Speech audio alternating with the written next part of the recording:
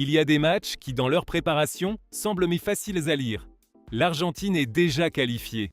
Lionel Scaloni peut faire tourner. Le staff technique peut ménager certaines jambes.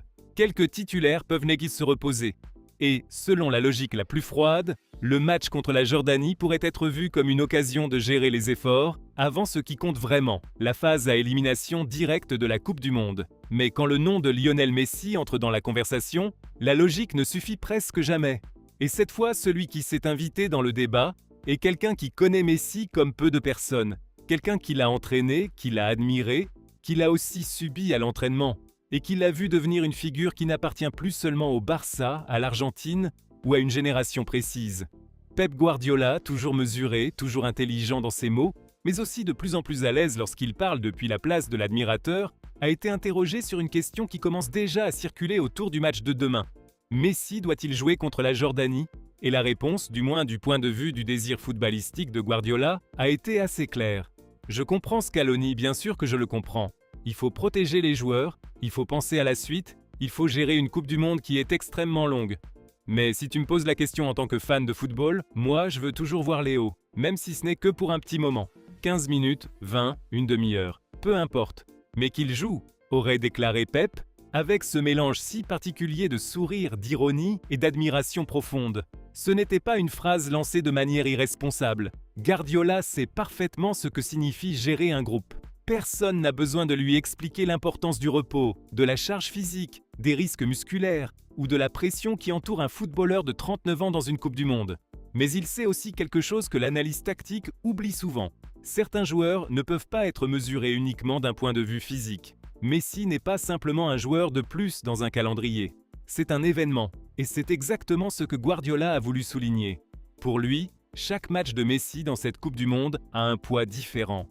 Pas seulement parce que l'Argentine défend son titre, pas seulement parce que l'équipe de Scaloni continue de montrer une énorme maturité compétitive, mais parce que tout le monde comprend, même sans le dire trop fort, que cela pourrait être la dernière Coupe du Monde de Lionel Messi.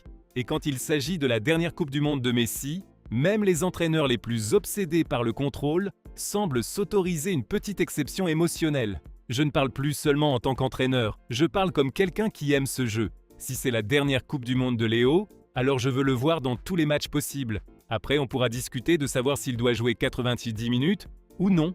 C'est autre chose. Mais le voir entrer, toucher le ballon, marcher sur le terrain, regarder où se trouvent Karaouf tous les autres et changer une action d'une seule passe. Ça, on ne peut pas le remplacer, aurait ajouté Guardiola. La phrase résume parfaitement le sentiment de millions de supporters, même de beaucoup qui ne sont pas argentins. Parce que Messi, à ce stade, n'est plus une question de maillot. Il y a une partie du monde du football qui veut simplement continuer à le regarder. Elle veut prolonger ce privilège un peu plus longtemps. Elle veut que l'adieu, si nous sommes vraiment en train d'assister à un adieu mondialiste, ne se produise pas trop vite. Et Guardiola, qui a toujours compris le jeu à travers les détails invisibles, semble particulièrement apprécier cela. Ce Messi qui parfois semble être en dehors du match, qui marche, observe, attend, ne gaspille pas inutilement son énergie, puis apparaît soudainement exactement au bon endroit pour transformer une action ordinaire en quelque chose d'historique. C'est pour cela que la demande de Pep n'a rien à voir avec le fait d'exiger de Messi un fardeau impossible. Il ne s'agit pas de lui demander de courir comme il le faisait à 22 ans ou de jouer chaque minute de chaque match. Il s'agit d'autre chose, le voir, permettre au football de continuer à avoir, ne serait-ce que pendant un petit moment, son joueur le plus spécial sur le terrain. Et bien sûr, il y a aussi l'autre point que Guardiola n'a pas voulu cacher, les records. Parce que dans le cas de Messi, chaque match n'est plus seulement un match. Chaque apparition en Coupe du Monde peut finir par devenir une nouvelle marque, un nouveau chiffre historique. Un autre nombre qui, dans quelques années, sera répété comme s'il faisait partie d'une légende. Et Guardiola, qui a vécu cette grandeur de l'intérieur, sait parfaitement qu'il y a des moments où le football doit arrêter de faire semblant de ne pas voir. Messi a déjà battu presque tout ce qu'il pouvait battre. Il a déjà gagné ce qu'on lui a réclamé pendant des années, comme s'il s'agissait d'une dette. Il a déjà soulevé la Coupe du Monde. Il a déjà fait taire des débats qui semblaient éternels. Il a déjà cessé de jouer contre ses adversaires pour commencer à jouer contre l'histoire. Et pourtant, le voilà encore, dans une autre Coupe du Monde, avec le maillot de l'Argentine, avec la possibilité de continuer à agrandir une œuvre qui semblait terminée, mais qui a encore des chapitres ouverts. C'est pourquoi, quand Pep parle de le voir contre la Jordanie, Il ne parle pas seulement d'un désir esthétique. Il ne s'agit pas simplement de vouloir le voir toucher le ballon pour le plaisir. Il y a aussi une conscience très claire que chaque minute que Messi passe sur le terrain peut signifier quelque chose de plus. Un but de plus, une passe décisive de plus, une action de plus, une image de plus à garder. Un petit détail qui, dans le futur, pourra faire partie de cette collection de moments qui explique Mali pourquoi il était différent de tous les autres. Si Léo peut marquer un autre but, qu'il le marque. S'il peut en marquer 2, encore mieux.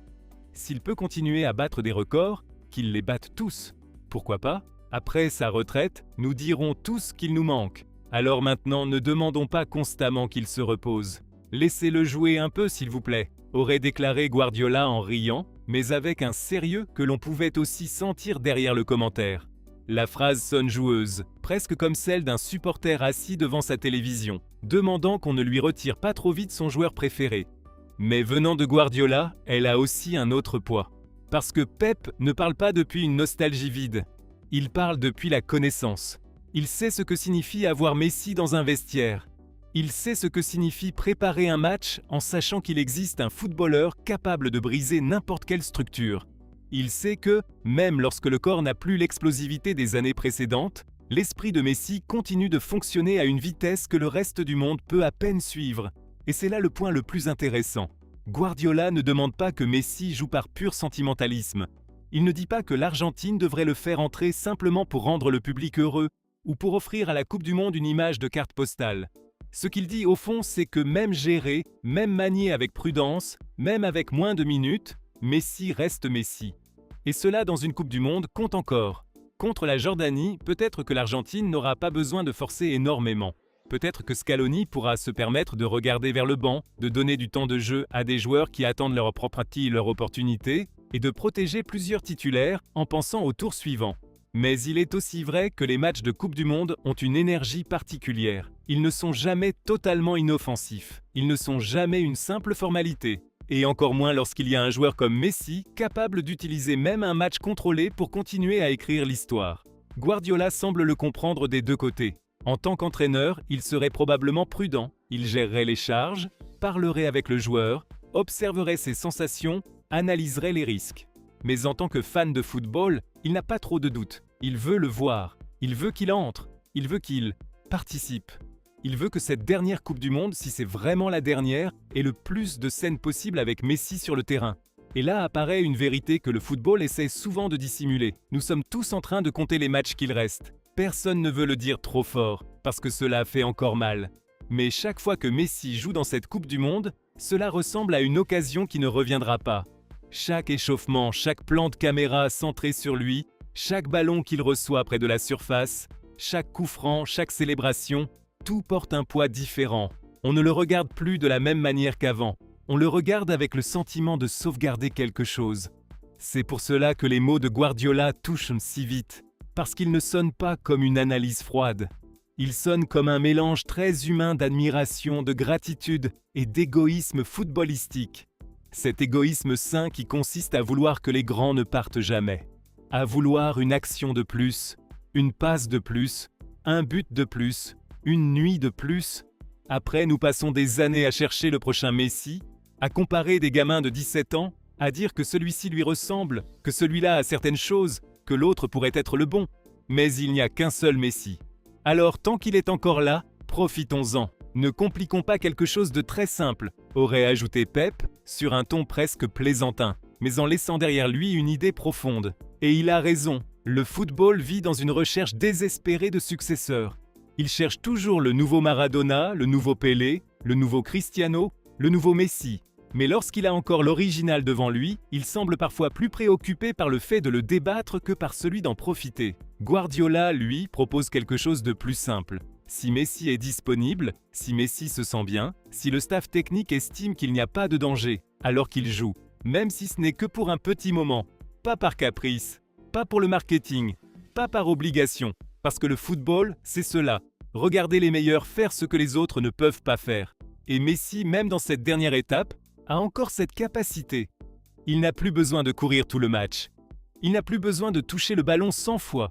Parfois, il lui suffit d'apparaître 3 fois, de recevoir entre les lignes, d'attirer 2 adversaires, de glisser une passe que personne n'avait vue, de placer son corps de la manière la plus subtile avant de conclure, de transformer un match qui semblait normal en une autre scène d'archives. Et si le but arrive en plus de cela, l'histoire se remet en mouvement, parce que chaque but de Messi en Coupe du Monde n'appartient plus seulement au résultat. Il appartient aux statistiques, à la mémoire, au récit d'une carrière sans fin. Un but contre la Jordanie ne changerait peut-être pas grand-chose à la qualification de l'Argentine, mais il pourrait continuer à pousser un record que personne ne sait quand il sera atteint de nouveau. Et cela fait aussi partie du charme de cette dernière ligne droite de sa carrière. Messi ne joue pas seulement sa dernière Coupe du Monde, il joue contre le temps, contre les records et contre l'idée même qu'il n'a plus rien à prouver. Guardiola le sait, Scaloni le sait aussi, les supporters argentins le savent, et le monde du football, même s'il l'exprime de différentes manières, le sait également. C'est pourquoi, au-delà de la décision finale de l'entraîneur argentin, le désir de Pep semble résumer le sentiment de tant de gens. Que Messi soit là, que Messi joue, que Messi ait ses minutes, que la Coupe du Monde ne le cache pas plus que nécessaire. Peut-être qu'il n'est pas nécessaire de le voir pendant les 90 minutes. Peut-être qu'il n'a même pas besoin d'être titulaire. Peut-être qu'il suffirait de le voir entrer en seconde période lorsque le match sera plus ouvert, lorsque la Jordanie commencera à fatiguer, lorsque l'Argentine pourra trouver des espaces. Peut-être que 20 minutes suffiraient, une demi-heure. Ce petit laps de temps qui serait peu pour n'importe quel autre joueur, mais qui peut être suffisant pour Messi. Parce que 15 minutes de Messi peuvent porter plus d'histoire que 90 minutes de normalité. Et c'est ce que Guardiola au fond semble vouloir dire. Qu'il ne s'agit pas seulement de l'Argentine, qu'il ne s'agit pas seulement de la Jordanie, qu'il ne s'agit pas seulement de rotation. Il s'agit d'une opportunité que le football a encore et qui ne durera pas éternellement. Voir Lionel Messi dans une Coupe du Monde reste un privilège. Et lorsque ce privilège commence à approcher de sa fin, même un entraîneur comme Guardiola, habitué à tout penser, à tout mesurer et à contrôler chaque détail, semble s'autoriser à parler comme n'importe quel supporter. Qu'il joue, même si ce n'est que pour un petit moment, qu'il touche le ballon, qu'il regarde le terrain, qu'il continue à ajouter des buts si le match le permet, qu'il continue à battre des records tant qu'il le peut encore. Parce que lorsque Lionel Messi ne sera plus dans une Coupe du Monde, il n'y aura aucun système tactique, aucune analyse statistique, aucune explication rationnelle capable de combler ce vide. Et Guardiola, qui le connaît mieux que presque tout le monde, semble le comprendre parfaitement.